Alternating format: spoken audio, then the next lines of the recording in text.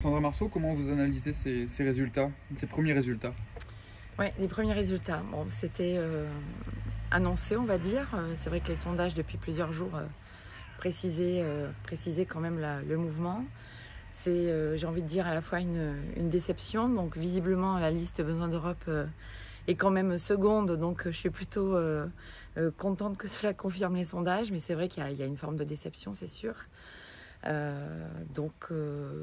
Une augmentation quand même de la participation, donc ça, on pourrait parler d'une forme d'élan démocratique, même si au regard des résultats, ça m'interroge à la fois sur ceux qui ne votent toujours pas et sur les populismes en fait, qui grandissent et visiblement partout en Europe. Donc moi, ce qui m'intéresse de voir, c'est ce que ça va donner au niveau européen, c'est-à-dire les groupes politiques français, avec leurs résultats ce soir, dans quelle ligne et dans quel groupe ils vont se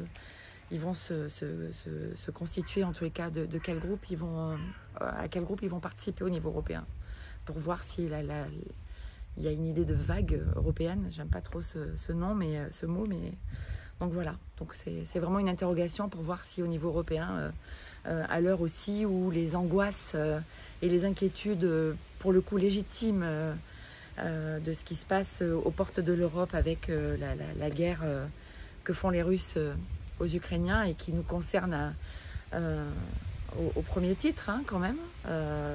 Et ça, moi, je l'ai entendu ces derniers jours, quand même, localement.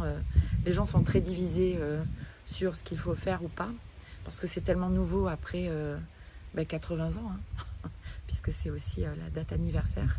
Donc voilà, une déception pour nous. Et comment expliquer que le RN soit quasiment ait un score 2 fois supérieur je disais d'ailleurs, d'abord, visiblement, il y a quand même une vague populiste au niveau européen. Le RN n'a pas fait campagne sur l'Europe, plutôt contre, quand ils ont parlé d'Europe, mais surtout sur l'idée d'une campagne nationale. Donc est-ce que ça parle plus aux Français? Après, bon, moi je respecte globalement ceux qui vont voter. Comme je le disais, l'inquiétude, elle est aussi par rapport à l'abstention.